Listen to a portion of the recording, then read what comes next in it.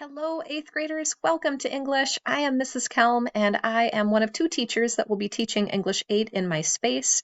During one of my hours of the day, Miss Stockamp will be joining me, so you'll see that I've got her added into our open house slides here. And when you check Google Classroom, I've got her listed there as well. Now, she's not in all three of my eighth grade sections, but she'll be in one of them, and so I wanted to make sure to save space for her digitally and, digitally. So you will have both of us if you're in that hour.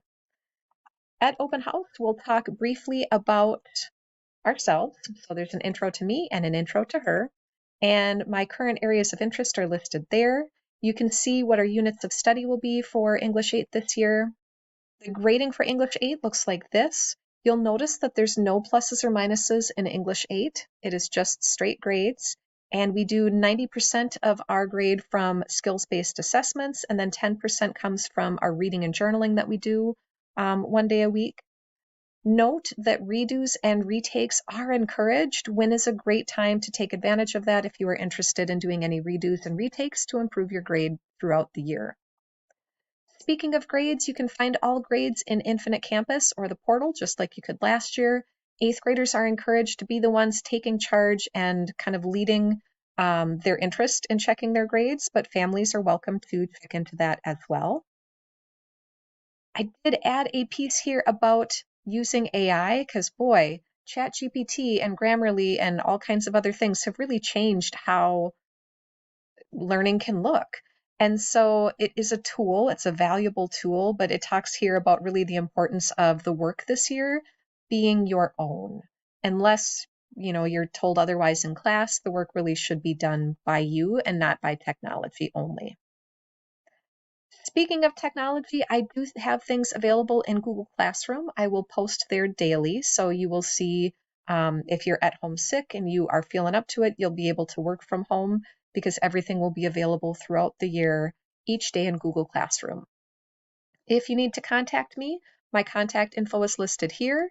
If you need to contact Mrs. Stockamp, her info is listed here. You'll have a chance to ask us questions at Open House. Speaking of Open House, there are a couple of ways to do open house. You can do one or the other, or both, your choice. So in the middle of open house, we have what's called a mock schedule. So it gives you a chance to walk through the short version of your schedule. So every 7 minutes, you're heading to a different class with a little bit of passing time in between. But on the bookends, at the beginning and the end of open house, you do have the chance to just drop in and meet me and introduce yourself and check out the classroom without having all of the busyness of the whole class coming at the mock schedule time. So you can choose either to come at the beginning or end of open house for just the drop-in time, or you could also choose to come to the mock schedule, or you could do both. So choose what works best for you. Finally, if you are new to our building or just having troubles figuring out where is everything, here's a map. You can get a copy of this map if you walk in the main doors by the front office on open house night, or if you stop in my room, room 600, I'll have some copies of the map available as well, because I know that it's really easy to find me and then find the rest of your classes from there. I look forward to meeting you soon. Have a great summer until then.